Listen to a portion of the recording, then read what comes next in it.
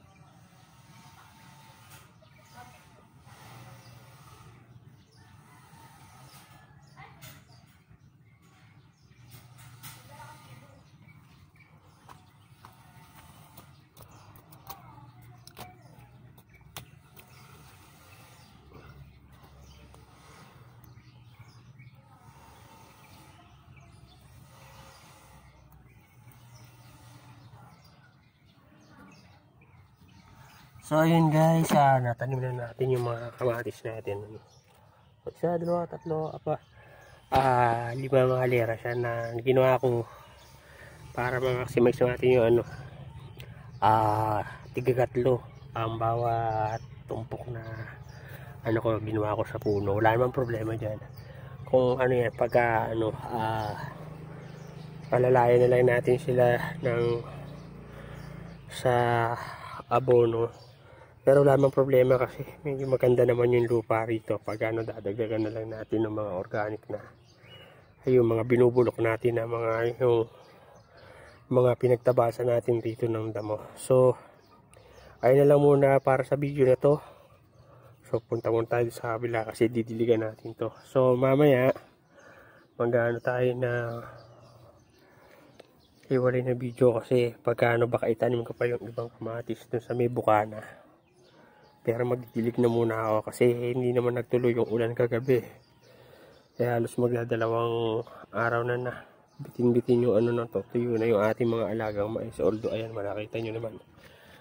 Malalaki na siya. So siguro by second week ng July, aabonohan ko ulit itong mga to.